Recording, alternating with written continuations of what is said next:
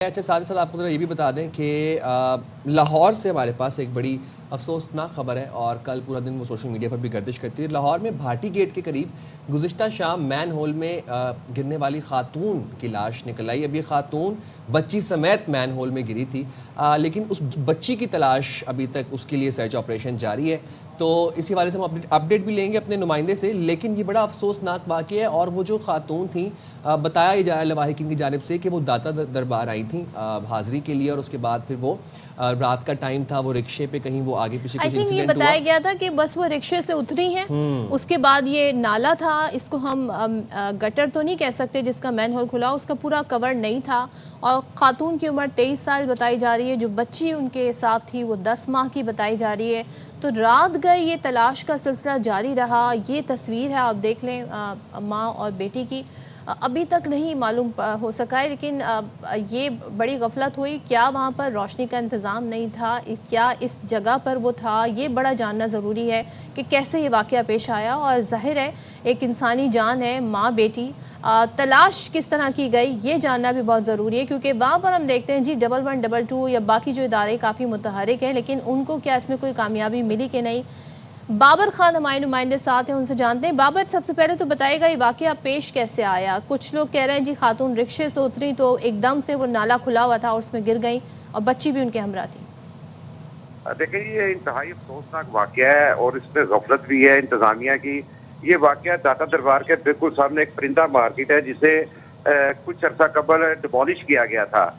Demolish करने के बाद यहाँ पर वो पार्किंग बनाई जा रही थी। एक खतून जो शोर शोर की रिहायशी है वो अपनी बच्ची के साथ और खामद के साथ रिक्शा से उतरी है वहाँ पे, तो उसका पाँव फिसला है और दोनों नाले में जा गिरे। मेन हॉल खुला था, उस पर जा गिरे।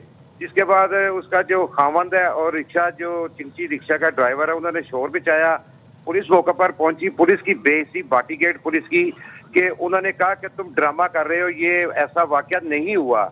और उन्होंने जो उसका खामंद है खतून का, उसको जो फरीक हैं, जो विक्टिम हैं, जो मुतासरीन हैं, वो कह रहे हैं जी हमारा ये हादसा हो गया है, ढूंढना है माँ को और बेटी को। पुलिस कह रही है आप झूठ बोल रहे हैं। जी बिल्कुल ऐसा ही बात कह रही है। देखिए जी, पुलिस ने कहा है कि तुम जो ना झूठ बोल रहे हो, ऐसा वाकया नहीं हुआ, तुम पैनिक फैला रहे हो। और उसके बाद पुलिस जो है उसे जो उसका खामंद है उसको और रिक्शे वाले को हिरासत में लेकर थाना ले गई। जब उन्होंने वावेला किया कि ऐसा वाकया बिल्कुल हुआ है, जिसकी बिना पर जो है ना वो दोबारा वापस आया। फिर इन्होंने रेस्क्यू 1112 को इतला की है। उसके बाद ये तमाम जो रेस्क्यू का अमल है ये शुरू हुआ है। अगर पुलिस ये इल्जाम लगा रही है और जो मुतासरीन है उन्हीं को उठा के ले गई, यानी कि उस शख्स के, उस खातून के शौहर को और उस बच्ची के बाप को उठा के ले गई, तो ये फिर तो इन्होंने सर्च नहीं किया होगा, ढूंढा भी नहीं होगा, तो इस दौरान तो बड़ा नुकसान हो सकता है। देखें, आधा घंटा या ना वो पुलिस उनको थाने में बिठाती है, जिसके बाद जब उनको यकीन होता है कि वाकई ऐसा वाकया हुआ है तो उसके बाद रेस्क्यू 1112 को कॉल की जाती है। रेस्क्यू 1112 फिर आकर ऑपरेशन शुरू करता है।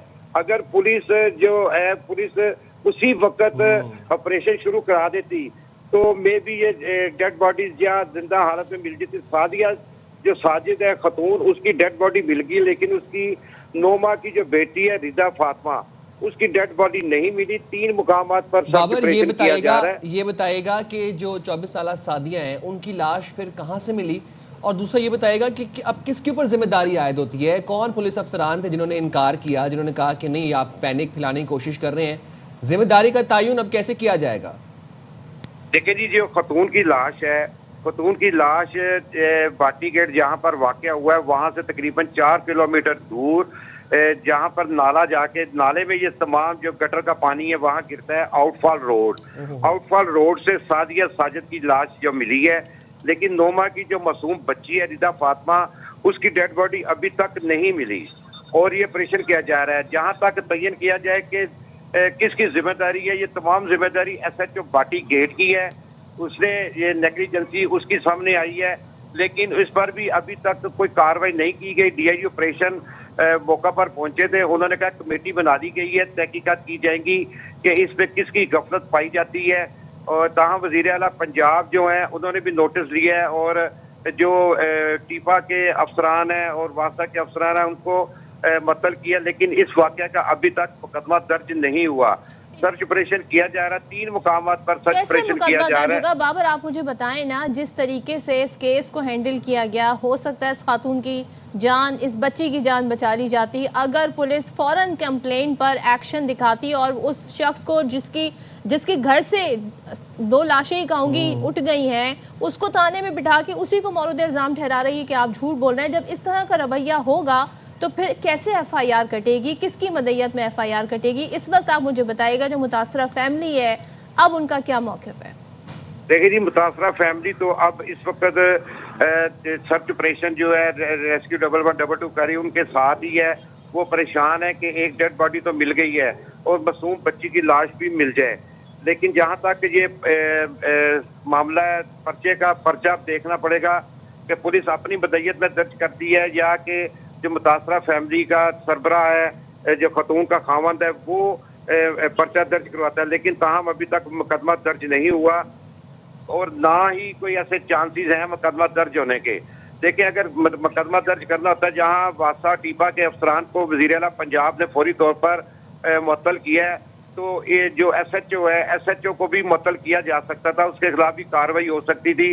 ये पुलिस का तो फर्ज है कि अवाम की हिफाजत करना और उनकी खिदमत करना, लेकिन ये जो अच्छी खिदमत की है SHO भाटी गेट ने कि एक घंटा तक वो जो मुतासरा खानदान है उसको थाने में बिठाया रखता है और ऑपरेशन जो है बाबर, मुझे तो ये बात समझ नहीं आ रही कि SHO भाटी गेट को क्या शुबा था।